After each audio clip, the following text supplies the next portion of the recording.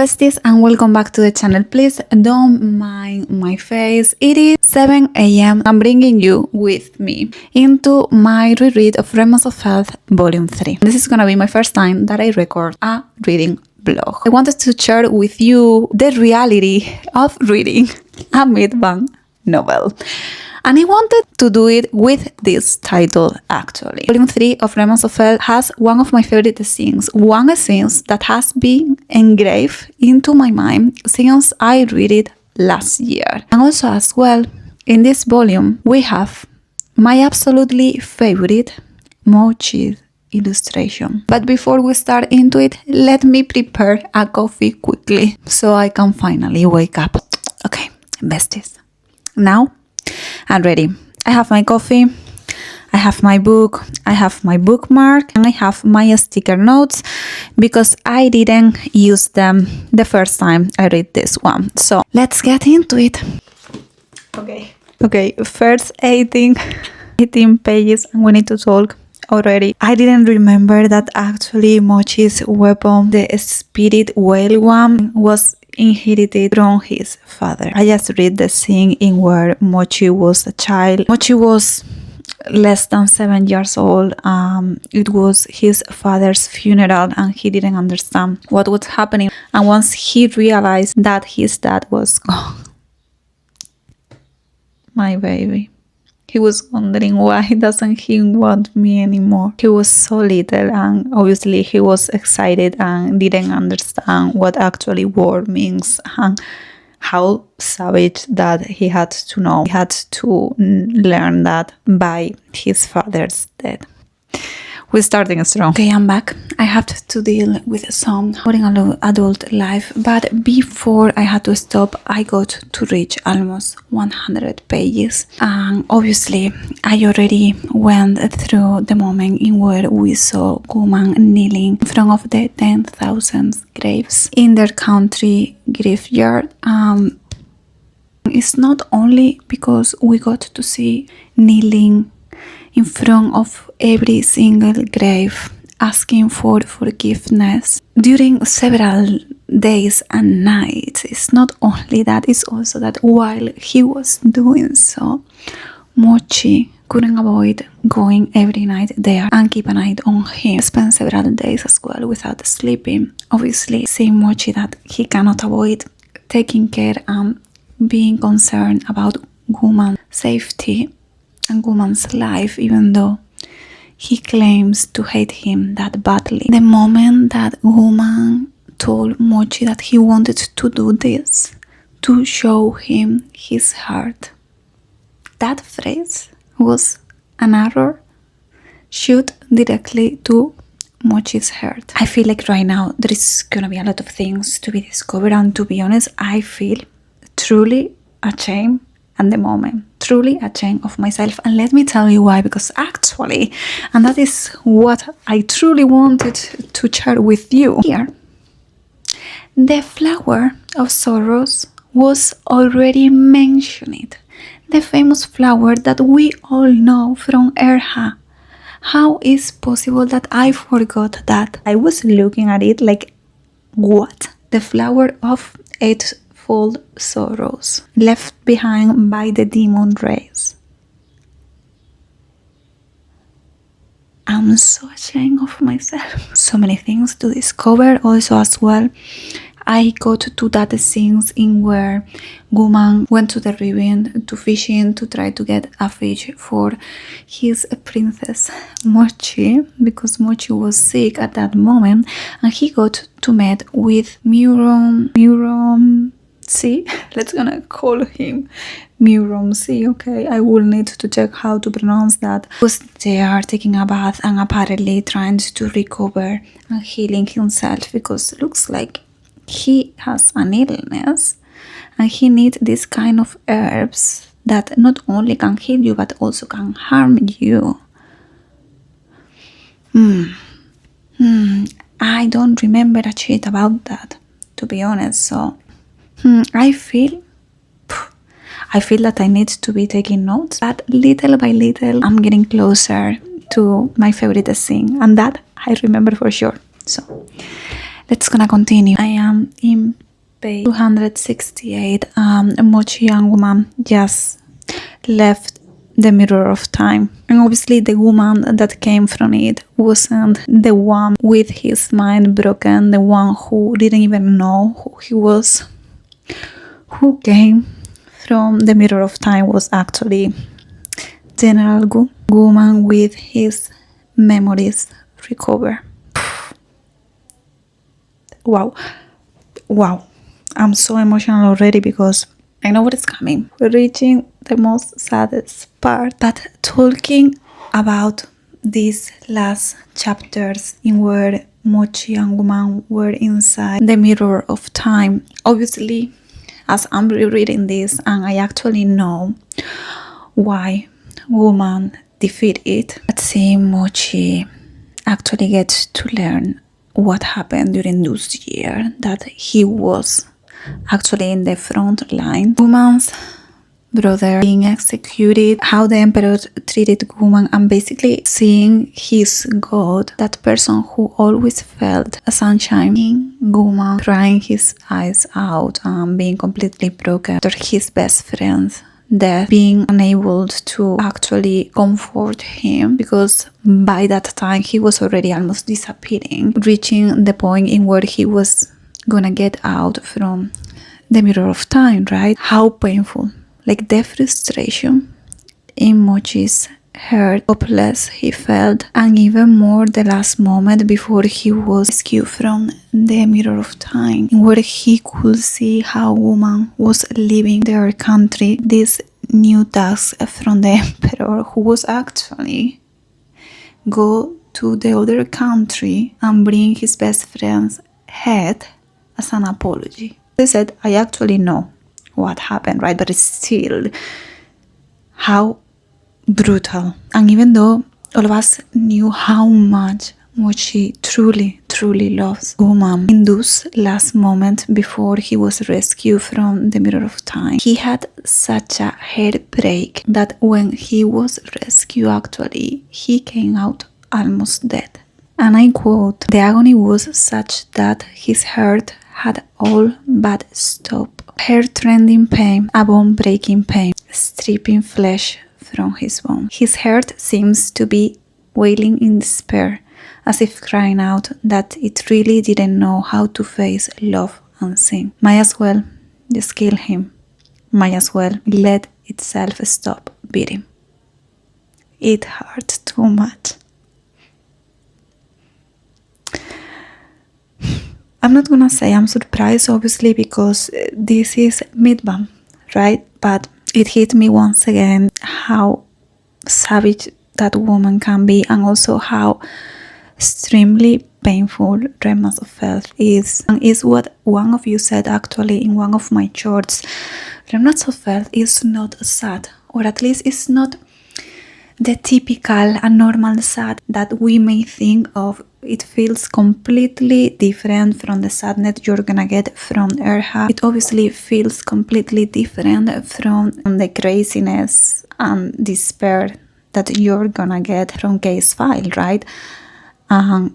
It's just, it's what you said, guys. Like, I think what hurt the most is not only seeing these two going through so much, it's actually that you cannot blame anyone. Who are we supposed to blame here? We know who was behind all of this, and obviously I don't have all the information because I still missing the last 2 volumes, and actually I will even say the last 4 volumes because I truly don't remember anything about volume 4 and 5, only just one key information they are related to our beautiful and toxic addict, right? Also, sometimes it's truly beautiful. This only can be written by meatbun. How her novel makes me feel, and how she has the capacity to truly unsettle me and put me through all kind of hells and different emotions at the same time. And I guess I'm getting closer, just few pages to reach my favorite Mochi's illustration. So yeah, well, I reached the point in where I'm facing this. The most beautiful Mochi illustration and the one that can describe Mochi's heart the best. It is the clear representation of Mochi's heart, lost, extremely tired, helpless, and already without any strength to continue moving on. It is even more meaningful that he decided to use this forbidden technique because obviously it has such an incredible power that can annihilate, can completely destroy everything. And even though he refused to use this for so many years in the battlefield, he now decided to do so because he couldn't bear seeing women using the weapon that their country enemies gave to him. And this is exactly what is being said here. This proud man seems to have been reduced to an abandoned dog, so deeply lost and injured that he didn't know where to go.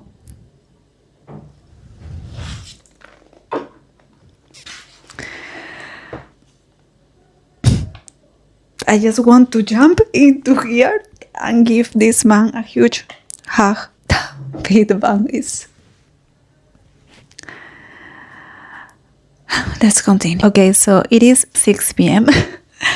and I just finished the book. I think I'm laughing just to avoid crying, to be honest, but yes, indeed, the last pages of this volume were the ones that I couldn't forget. Basically, the scene that I've been saying several times that was my favorite one, actually the saddest one for me, was when Mochi went with Guma to trying to find the bad queen. And obviously now that Mochi and Guma were alone and after experiencing basically the mockery, the really bad treat from Guma to himself, Mochi couldn't avoid asking him, like, do you really hate me? Like, do you really hate me? Why are you treating me like this?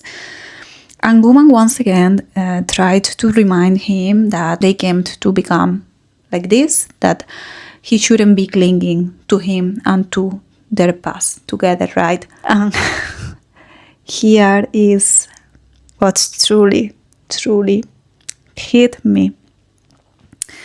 Unquote.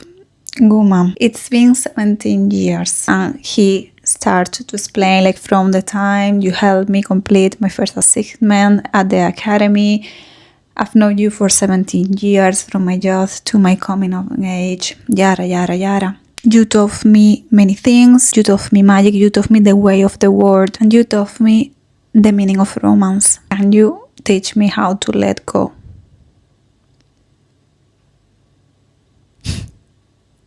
Can you teach me how to feel at ease? And he completely opened his heart out there in front of Guman because, as he said, obviously he's this cold and really composed general, but in front of Guman he's just Mochi. How he said that he basically couldn't let go. He really wished so badly for Guman to recover his memories, but now that he recovered them, he realized that Guman is just asking him to let go. See Mochi asking Guman, like, what was I in your heart? These 2 pages, seriously.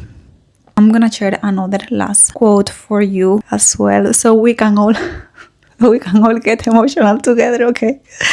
Oh my gosh. Mochi understood that although the death of an old friend was agonizing, it could not compare to the pain of an old friend irrevocably changed. When he thought how this person yet remained on this earth but could never return to the past, of how their deep emotion had decayed, how their shared path had split into 2 unlike roads, how his beloved had become his enemy. That was a suffering that brought agony with each breath. And after that bomb, useless. And we hear basically the Bad Queen. The volume finish with apparently Mochi and Guma witnessing a really shocking scene. I already know what's their scene, but yeah. this. Oh, to be honest, I'm shocked that I haven't cried. I don't know what is going on with me. It's maybe case file truly made my heart become iron or something, because I can't tell you, the first time I read this, I was crying my eyes out. Now you may understand how is that I couldn't forget this moment. No matter how many times has been since I first read it. And I know, they are both suffering, it's true, but not gonna lie, and this is a question that I'm putting out there for all of you, even though I know, okay, that Guman suffered a lot, he truly wasn't selfish. However, before I got to realize that and know that in the upcoming volumes, I truly felt that Guman was a fucking selfish guy. And not selfish, it was more like he was truly coward. That is the word actually, because he didn't want to allow himself to, first of all, accept his own feelings towards Mochi. As Mochi several times told us, even though they were closer as skin to skin, even though they shared so many intimate and passionate moments, and even though during those moments he could even hear Guman saying, I like you, I love you, the day after, Guman always would say that that was just, like falling into instinct, into primal desire, like basically don't overthinking, right? First of all, Guman being cowards because he don't allow himself to accept his own feelings, and also because he don't allow himself to believe Mochi's true affection. And in one sense I can understand, because obviously we all know that being a slave for Guman is really under his skin. He cannot avoid feeling himself filthy and he himself as dirty, and how could he dared to think to be with this amazing person, Mochi? How could he even imagine being with his beloved princess? And it truly hurts, because God damn it, haven't you realized already that first of all, yes, Mochi feelings are more than true, but haven't you realized they won't change? Because Guman already expressed several times that he thought that actually in the future maybe he will find a wife, maybe his feelings will change. Then obviously it was more because of what I said, of being a slave, being a common birth and not a noble, okay, whatever. But it's like, don't you realize that this poor man, as he said, he's being stuck there in the past for 8 years. He hasn't been able to move on. You truly don't see it. Anyway,